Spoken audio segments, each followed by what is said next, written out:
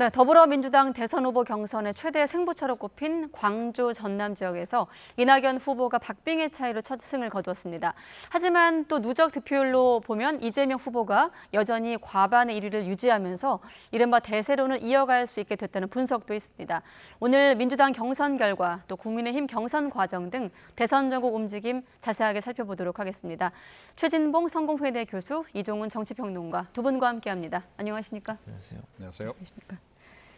네, 마침 저도 이제 이 경선 뉴스를 진행을 했기 때문에 결과를 함께 지켜봤는데 어떻습니까? 투표 결과 숫자로 보면 한 0.17%포인트 차로 이제 퍼센트로만 놓고 보면 아예 결과를 좀 화면에 보여주시죠. 결과를 보시면서 두 분과 분석을 하도록 하겠습니다. 이 단순히 숫자로만 분석을 할 수 있는 것이 아니라 이 숫자가 갖고 있는 함의를 좀 분석해야 될 것 같은데 근소한 차이지만 일단은 이낙연 후보가 앞섰거든요. 예. 교수님은 어떻게 해석하고 계십니까? 일단 말씀하신 것처럼 이낙연 후보가 이제 순위로 보면 이제 광주 전남에서는 1등을 했죠. 근데 이제 차이가 0.17% 차이기 때문에 사실은 1등을 했다고 하는 것이 크게 의미가 있는 상황은 아니라고 보여요. 그래서 전체 누적 지금 상황을 보면 50% 이상을 역시 이재명 지사가 지금 계속 이재명 후보가 가지고 있는 상황이기 때문에 과반을 계속 유지하고 있거든요. 그렇다고 하면 이낙연 후보 입장에서는 조금 더 많은 표를 가져왔어야 되는 상황이에요. 왜냐하면 결선 투표를 하려면 과반 이상을 받지 못하도록 만들어야 되는, 저지해야 되는 상황인데 그렇게 못했다는 게 문제가 되고 또 하나는 이제 전북 지역이 내일 발표가 되는데 전북 지역은 지금 현재 예상으로는 이재명 후보 측이 좀 더 유리한 것으로 알려지고 있거든요. 그래서 만약에 전북 지역에서 이재명 후보가 더 높은 퍼센티지를 갖게 되면 전체 호남 지역에서 1위의 순서도 바뀔 수도 있다. 그렇기 때문에 이거는 지금 현재 광주 전남 지역에서 나온 이 결과만 가지고서 이낙연 후보가 호남 지역에서 이겼다라고 단정할 수 있는 상황은 아니다. 좀 불안한 1위다. 저는 그렇게 보여지고요. 내일 전북 지역에서 어떤 경우가 나오느냐에 따라서 전체 호남 지역의 순위도 변동이 있을 가능성을 전혀 배제할 수 없는 상황이다. 이렇게 보여집니다. 네, 내일 전북 결과까지 좀 포함해야 호남 경선을 판단할 수 있을 것이란 말씀이시고 조금 전에 이제 지역 순회 경선 누적 결과도 함께 보여주셨는데 시청자분들의 이해를 돕기 위해서 오늘 전남 광주 결과랑 지역 순회 경선 결과 누적 결과를 좀 돌려가면서 보여주시기 바랍니다. 평론가님은 어떻게 해석하고 계십니까? 예, 그러니까 뭐 홈에서 그냥 체면 유지에 성공한 그런 경선 결과였다 이렇게 좀 생각을 해요. 이낙연 전 대표 예, 입장에서. 그렇습니까? 이제 이낙연 후보 입장에서는 뭐 이 지역이 어떻게 보면 본인의 텃밭이라고 이제 봐야 되는 거 아니겠습니까? 그래서 뭐 조직도 뭐 이 지역에서만큼 상당한 동원력이 좀 있었다 이렇게 이제 봐야 되는 거고요. 그런 상태에서 또 이 지역의 권리 당원들 투표율이 그렇게 높지 않았어요.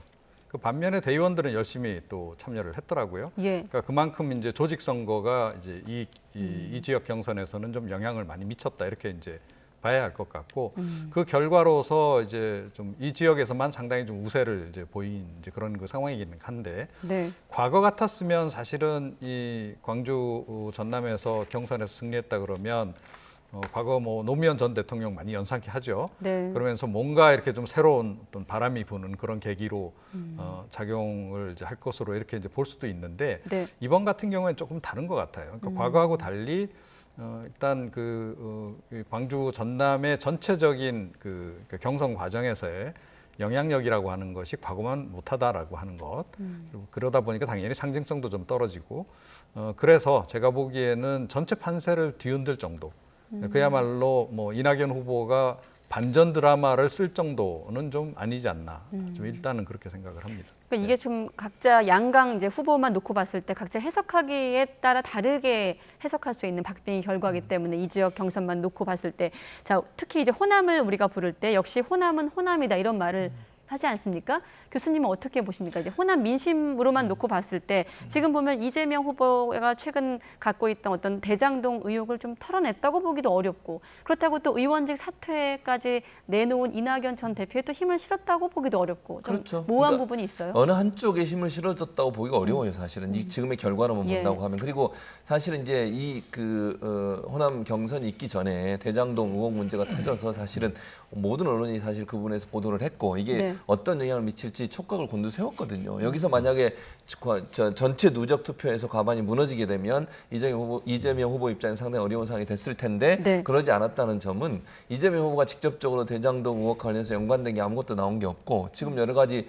연관돼서 나오는 뭐 고문을 하거나 아니면 거기서 일했던 사람들이나 이런 사람들을 보면 뭐 지금 현재는 국민의힘 전신인 한나라당, 새누리당 관련된 분들이 더 많이 나오고 있는 상황이에요. 네. 그런 상황에서 광주 지역에 있는 분들, 호남 지역에 있는 분들도 이재명 지사가 여기 직접적인 관계가 돼 있지 않다라고 하는 어떤 일정 부분의 믿음이 있었던 것 같고요.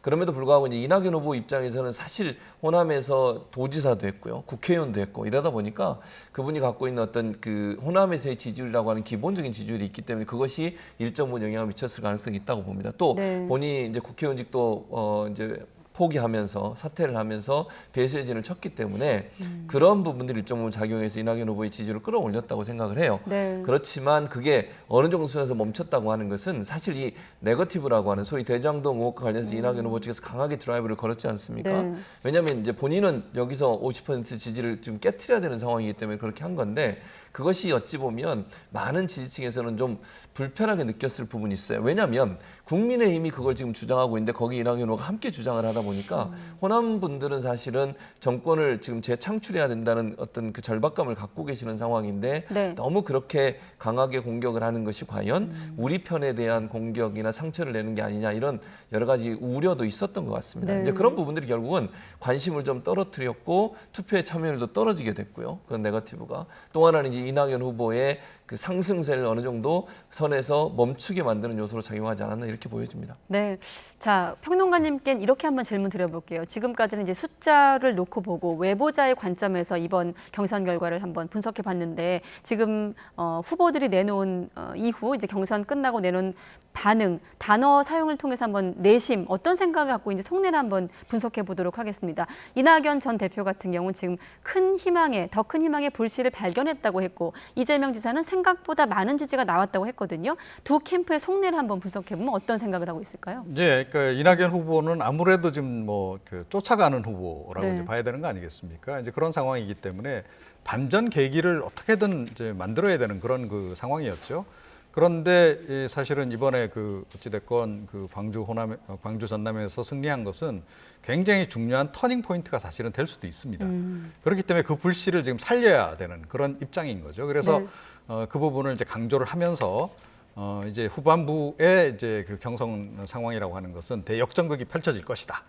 이제 그런 것을 이제 자꾸 이제 앞으로 남은 투표를 할 분들에 대해서도 지금 메시지를 계속 그렇게 발신을 하는 거다 이렇게 이제 봐야 될 것 같고요. 네.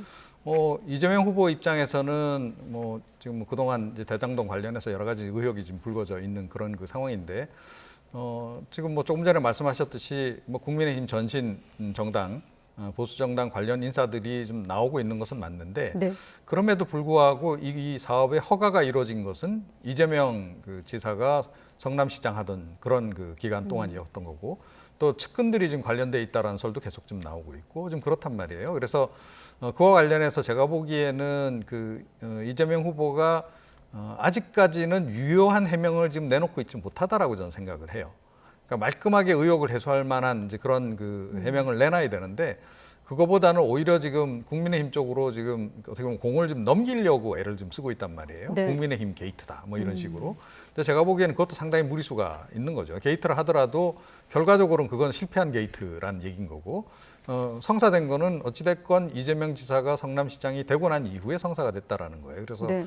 이 부분과 관련해서 특히 이제 광주 전남 경선 과정에서는 이 권리당원들이 약간 좀 그 결정장애 상태에 좀 빠져든 게 아닌가 이렇게 생각을 해요. 그러니까 이게 뭔가 좀 확실히 좀 명쾌하게 좀 떨어지지 않는다.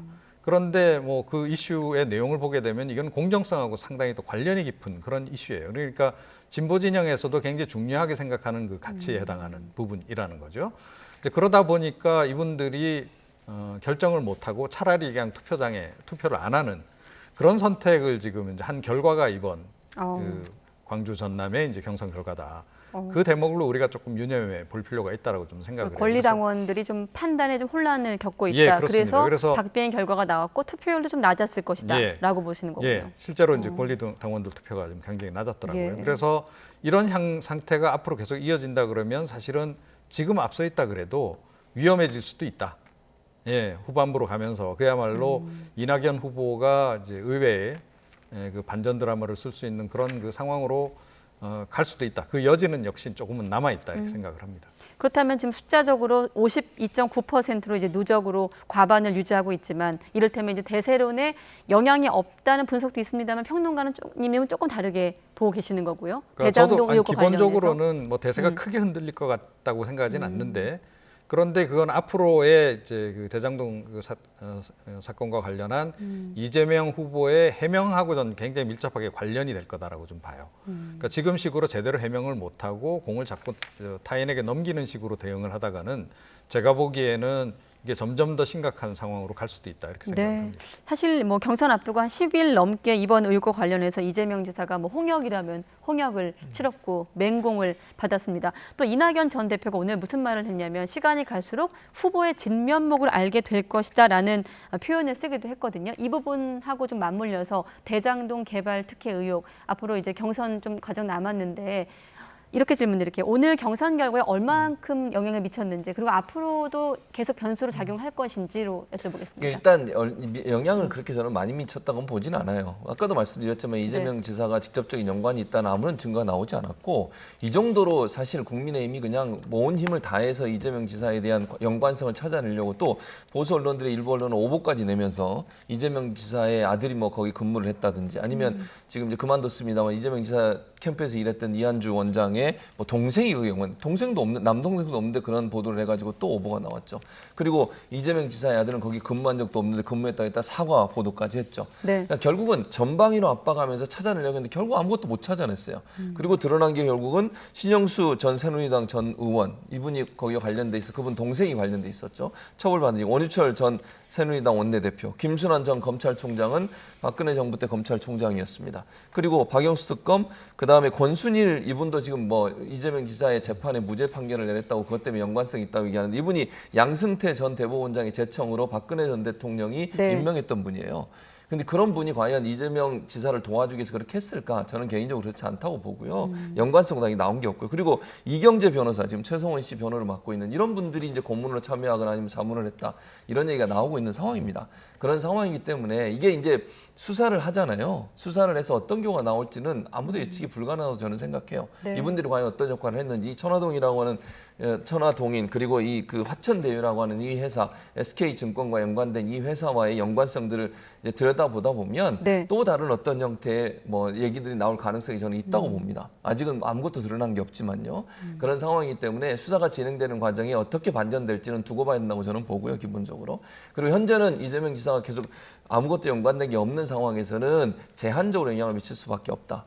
지금은 제가 볼 때 그 보수 언론이나 이런 데 상당히 조심스럽게 접근하는 것 같아요. 처음에는 이재명 지사의 뭐 의혹인 것처럼 몰고 가다가 이제는 뭐 왜 그것도 제대로 몰랐냐 이런 식으로 이제 방향을 약간 튼 것으로 저는 개인적으로 보이는데 그래서 저는 이 사건이 수사하는 과정에서 어떤 경우가 나오냐에 따라서 영향을 전혀 다른 방향으로 받을 가능성도 있다고 저는 예측을 합니다. 네, 알겠습니다.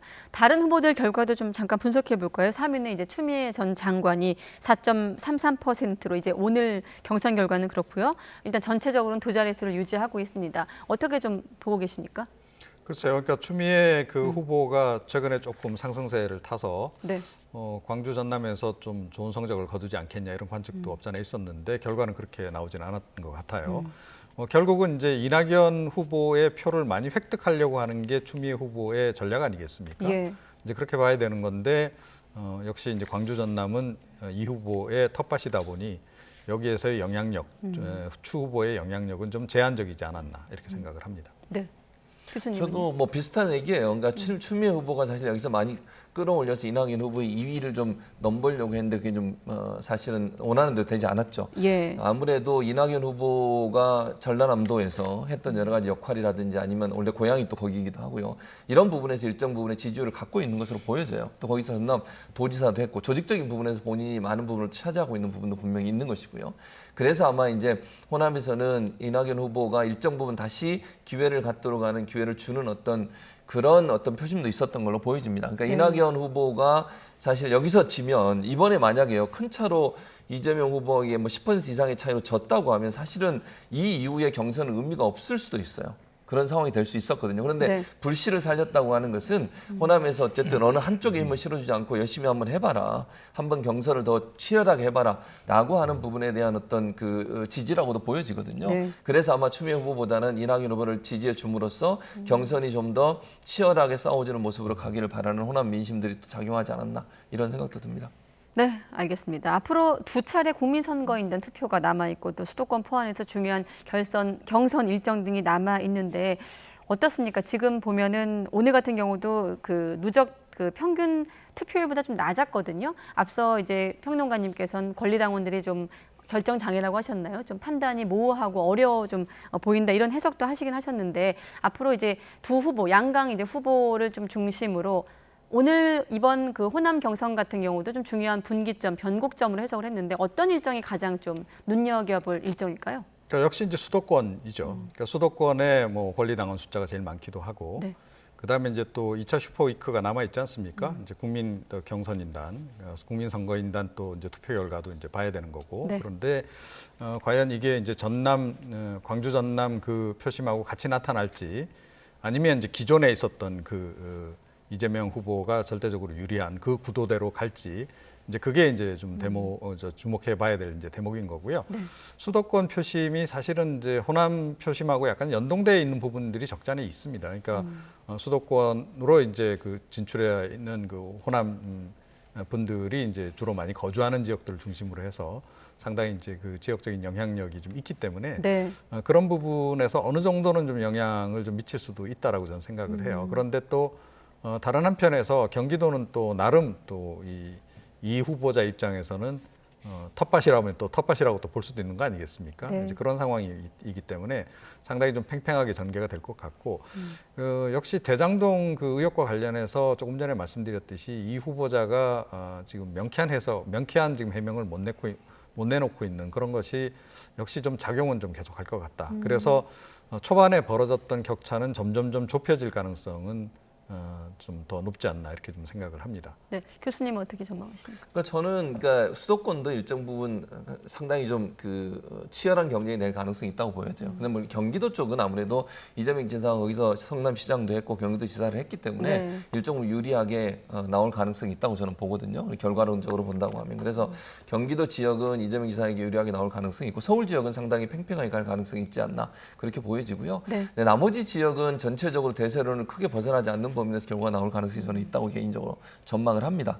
그래서 이제 뭐 제가 볼 때는 관전 포인트는 50%를 넘느냐 못 넘느냐라고 저는 봐요. 네. 그러니까 순위가 전체를 다 놓고 볼 때 순위가 크게 바뀔 거라고 저는 개인적으로 생각하지 않고요. 이재명, 이낙연 두 분의 1, 2 순위는 그대로 가겠지만 얼마나 격차를 줄이고 또 이낙연 후보가 이재명 후보의 50% 이상을 저지해서 결선 투표로 갈 거냐 말 거냐의 문제라고 저는 봐요. 예. 그것을 그 결정이 결국은 수도권 그리고 이제 내일 있을 전북 지역 이 두 가지가 가장 중요하게 저는 영향을 미칠 걸로 보는데 네. 다른 지역에 비해서 그 두 지역에서 어떤 경우가 나오느냐가 결국 이낙연 후보가 결선까지 갈 수 있는 기회를 잡을 것이냐 아니면 못 잡을 것이냐를 결정하는 요소가 될 거라고 저는 판단합니다. 네, 알겠습니다.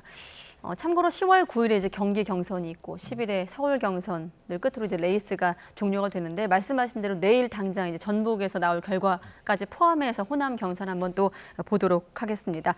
자, 이번에 국민의힘 경선 상황도 짚어보도록 하겠습니다. 국민의힘 같은 경우는 이제 윤석열 전 총장의 토론회에서 나온 발언으로 좀 설왕설래가 이어지고 있는데 윤 전 총장이 파상 공세를 받고 있는 상황이죠. 일단 관련 발언을 한번 들어보도록 하겠습니다. 혹시 직접 주택 청약 같은 거 이렇게 통장 만들어 보신 적 있습니까? 아니 저는 뭐 집이 없어서 만들어보진 못했습니다만은 집이 없으면 만들어야죠 오히려. 네.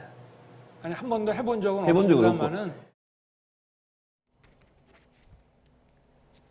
네, 집이 없어서 청약통장을 만들어보지 못했다라는 토론회에서의 발언이 논란이 되고 있고 또 해명 과정도 또 역시 논란이 되고 있습니다. 평론가님, 사실 윤 전 총장이 이제 대선 후보로 이제 합류하고 나서 이 같은 좀 정책 발표회라든지 이런 자리에서 기자회견도 마찬가지고요. 좀 발언이 나올 때마다 일각에서는 맥락을 좀 보면 이해가 되는 부분도 있다고 해석하는 전문가도 계셨거든요. 평론가님은 이번 논란 어떻게 들으셨습니까? 그럼에도 불구하고 말실수가 너무 잦죠.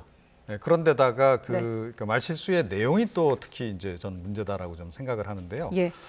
일반인들의 상식하고는 좀 동떨어진 그런 말실수가 굉장히 많은 거죠. 바로 그 점이 좀 이제 문제라는 겁니다. 그러니까 사실은 정상적으로 월급쟁이 생활하는 사람 같으면 저런 답변이 나왔겠습니까?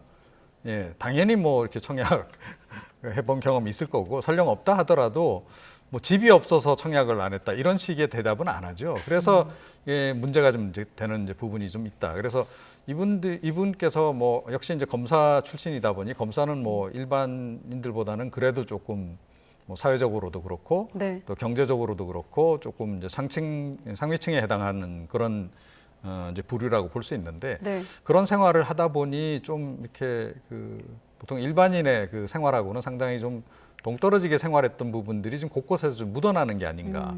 근데 이런 분이 대통령이 됐을 때 과연 어떨까? 이 생각을 좀 국민들이 지금 하기 시작한 거죠. 그래서 이게 한두 가지 실수면 이제 큰 문제가 없이 그냥 넘어갈 수 있는데 네. 이게 너무 지속적으로 반복적으로 지금 이제 이 실수가 나온다라고 하는 것, 이거는 사실은 굉장히 큰 결점이 될 수 있는 거죠. 그래서 지금 논란이 된다 이렇게 생각합니다. 네, 교수님은 어떻게 같은 보셨습니까? 의견이에요. 지금 말씀하신 것처럼 청약통장 문제를 이렇게 발언하는 것은 국민들이 볼 때는, 유권자들이 볼 때 얼마나 이분이 정말 우리 삶을, 그러니까 민심을 제대로 알까 이런 생각이 들지 않겠습니까? 그리고 본인의 해명도 그래요. 본인은 30대 중반에 직업 가지고 결혼 50세 넘어서 해서 주택 청약에 대해서 크게 신경 쓰지 않았다. 본인이 그렇다 하더라도요. 본인이 대통령 후보로 나왔다고 하면 그걸 알아야 되는 거 아닙니까? 아니 일반 국민들이 가장 이거 집 사기 위해서 청약통장에 부금 붓고 거기에 돈 넣어서 그리고 나서 점수 맞춰가지고 그래서 지원해서 집 이제 분양받는 거잖아요. 네. 그런 부분을 전혀 모르면 일반 서민들이 어떤 삶을 사는지, 일반 서민들이 어떻게 주택을 구입하는지, 주택 정책의 한 부분인 것을 전혀 모르고 있었다는 거 아닙니까? 저는 이런 이 해명도 저는 이해가 안 돼요, 사실은.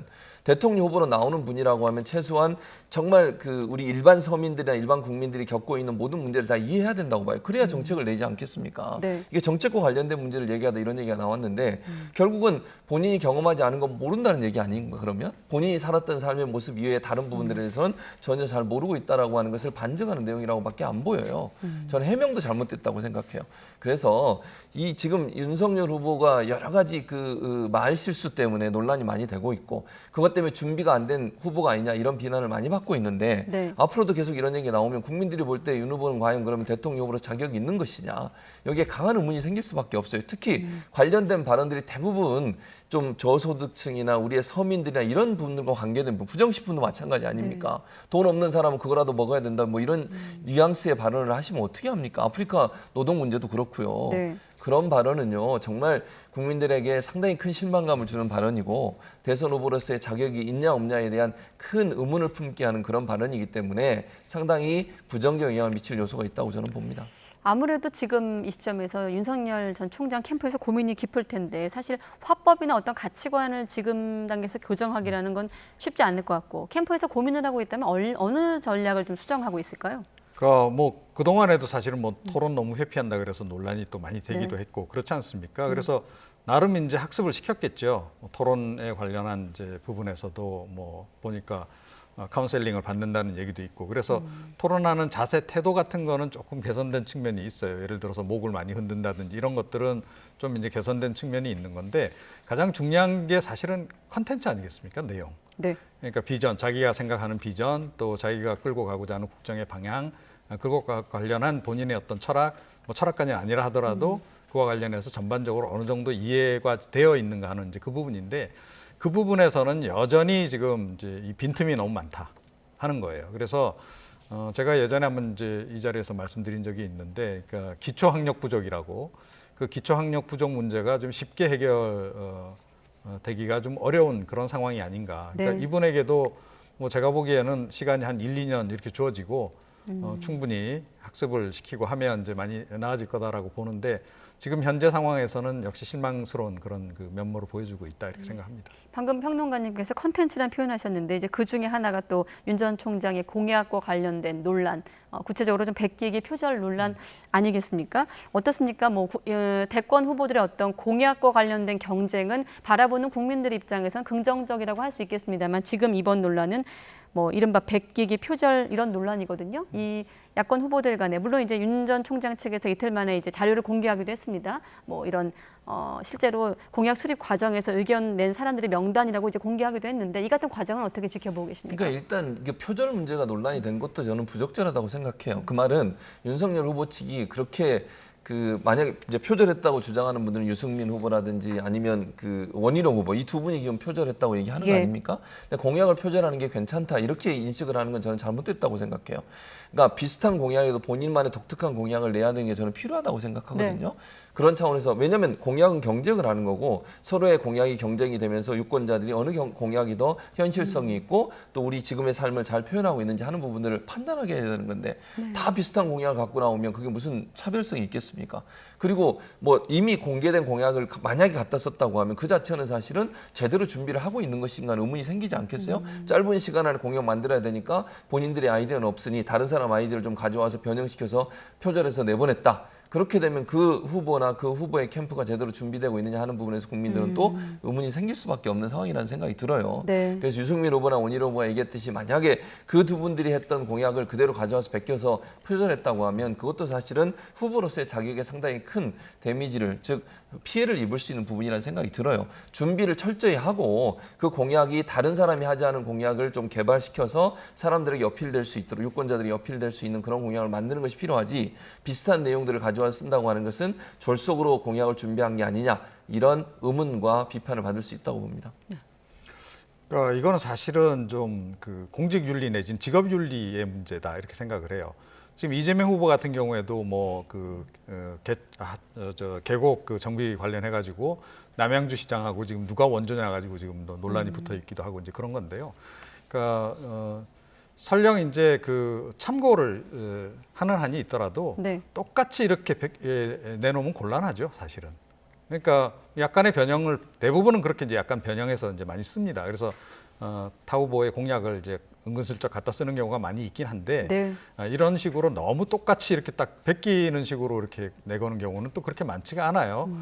그런데 제가 보기엔 이것도 역시 이제 캠프가 너무 이제 급조되다 보니 생긴 그런 문제가 아닌가. 그러니까 결국 이런 것을 지금 후보가 잘 이제 이런 공약에 대한 이해도가 떨어지다 보면 아무래도 참모진들이 그걸 대부분 다 할 수밖에 없어요.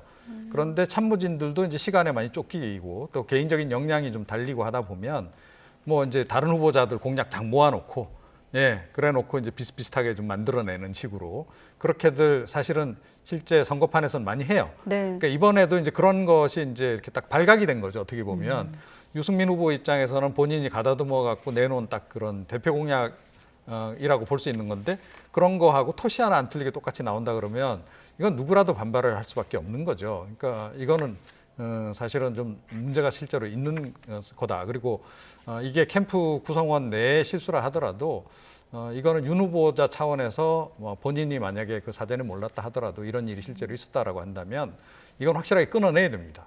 그래서 재발하지 않도록 그렇게 하는 것이 오히려 더 올바른 대응이 아닌가 이렇게 생각합니다. 네, 알겠습니다. 이번 공약 표절 논란에 대해서 홍준표 의원 같은 경우는 이제 윤 전 총장의 어떤 공약 소화 능력을 지적하기도 했는데 또 홍준표 의원 같은 경우는 이른바 조국 수홍 논란도 계속 이어지고 있는 상황입니다. 어떻게 보면 홍준표 의원 같은 경우 오히려 외부 영입 주자인 윤 전 총장보다 외연 확장에 좀 성공했다는 해석과 함께 상승세를 타고 있는데 이번 발언으로 조금 주춤하고 있다고 볼 수 있을까요? 어떻게 보고 계십니까? 영향이 일정 부분 있다고 보여져요. 그러니까 물론 이제 기존에 지지했던 왜냐하면 20, 30대 지지층이 많이 있잖아요. 홍준표 후보 같은 경우 그런 20, 30대 특히 20대 지지를 많이 받고 있어요. 그러니까 본인이 지난번 대선에서 실패한 이후에 유튜브 방송을 하면서 그 방송에서 정말 사이다 같은 발언을 하고 이러면서 20대의 지지를 많이 받고 있어요.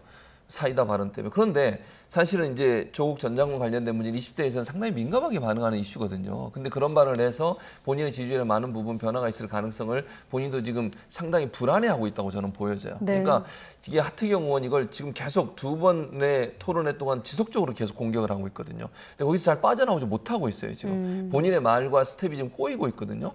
이런 상황이기 때문에 말끔하게 모든 게 정리됐다고 보기 어렵고 이 문제를 본인이 이제 정리하기 위해서 물론 입장을 바꿨다, 생각을 바꿨다 이렇게 얘기를 하셨지만 그럼에도 불구하고 두 번째 토론에서 하트경 의원이 또 이제 그 관련된 얘기를 질의를 했거든요. 그러면서 이제 또 있습니까라고 얘기하는 그런 반응까지 나왔었는데 어쨌든 홍준표 의원 입장에서는 후보 입장에서는 상당히 이 문제가 앞으로도 논란이 될 수 있고 20대의 지지를 어느 정도까지 20대들이 지지를 어느 정도까지 처리할 건지 하는 부분을 좀 지켜봐야 될 것 같은데 네. 추후에 여론조사 결과에서 20대의 지지율이 만약에 변화가 있다고 하면 이 조국 전 장관 관련된 발언 때문에 결국 홍 후보의 지지를 처리한 게 아닌가 이렇게 분석할 수 있을 것 같습니다. 그러니까 제가 보기에는 좀 이거는 약간 참화에 가깝다라고 저는 생각을 해요. 그러니까 본인이 지금 어떻게 보면 좀 역선택을 유발하려고 했던 거잖아요. 결국은 이제 그런 것이 이제 좀 어떻게 조금 전에 말씀하셨듯이 이제 스텝이 꼬이다 보니까 네. 좀 제대로 해명을 지금 못하는 제대로 해명을 할 수가 없죠 이게. 처음 의도 자체가 너무 제가 보기엔 좀 과욕을 부린 그런 결과였다라고 저는 생각을 하거든요. 그런데다가 지금 그 홍 후보의 문제는 사실은 또 다른 데 있다. 그러니까 최근에 반짝 인기를 유발했던 그런 여러 가지 공약들이 오히려 좀 문제다라고 생각을 해요. 예를 들면 조금 전에 어떤 이제 내용이죠? 외연 확대라고 말씀하셨는데 제가 보기엔 그래서 이거는 외연 확대라고 보기 어렵다라는 겁니다. 그러니까 뭐 사법고시를 뭐 부활시키겠다라는 얘기라든가 귀족 노조를 뭐 해체하겠다라는 얘기라든가 이런 것들이 뭐 듣기에는 속 시원하죠 당장은. 그런데 이게 과연 실현 가능하냐라고 하는 부분에 들어가게 되면 네. 사실은 이거는 뭐 좀 고개를 갸우뚱할 수밖에 없는 그런 대목이 있고 또 이 공약을 들고 그러면 본선에 갔을 때 중도층이 어떤 반응을 보일까? 그야말로 외연 확대에 도움이 될 만한 공약이냐는 거예요. 과연 도움이 될까요? 저는 오히려 그 중도층이 굉장히 외면할 수밖에 없는 그런 공약들은 문제적인 공약들을 지금 많이 내놨다라고 저는 생각을 해요. 그래서 홍 후보자 같은 경우에는 지지율이 굳이 이번에 그 조국 관련한 그런 발언뿐만이 아니더라도 공약 자체만으로도 토론이 좀 진행이 되고 하면 검증 과정에서 상당히 좀 이제 많이 불리할 수도 본인 있다. 개인에게 스스로에게 발목을 잡는 공약으로 작동할 가능성이 좀 크지 않나 이렇게 생각을 합니다. 네. 이 부분은 어떻습니까? 이 조국 전 장관 발언과 관련해서 논란을 일으키니까 보수 표심을 좀 되돌리고 싶어서일까요? 유승민 전 의원을 향해서 이제 배신자 프레임을 거론하기도 했거든요. 홍준표 의원이 이런 부분들은 이런 행보는 어떻게 보이십니까? 그러니까 저는 이게 배신자 프레임을 들고 나온다고 해서 과연 그러면 떠난 민심이 다시 올 것이냐 저는 그건 약간 의문이라는 생각이 들어요. 그러니까 유승민 후보를 공격하면서 배신자 프레임을 집어들었는데 유승민 의원은 그렇게 얘기했죠. 말 바꾸기 하는 것이 더 배신이다라고 얘기하면서 다시 맞받아 쳤거든요. 네. 서로가 배신자 프레임을 얘기하는 것이 서로에게 별로 그렇게 큰 도움이 될 거라고 저는 보지 않아요. 그러니까 홍준표 의원 입장에서야 후보 입장에서 유승민 후보에서 배신자 프레임에서 뭐 TK 지역이라는 보수 진영의 사람들을 좀 끌어오려고 하지만 지금 현재 보수 진영 같은 경우에는 이제 윤석열 후보에게 좀 더 많이 가 있는 상황이잖아요. 그걸 네. 끌어와야 되는 상황이에요. 다시 말씀드리면 윤석열 후보보다 본인이 본선에서 경쟁력이 있다고 하는 부분을 더 부각시켜야 돼요. 그것이 사실은 윤석열 후보를 지지하고 있는 보수 쪽을 끌어들이는 방법이지 유승민 후보를 공격해서 거기서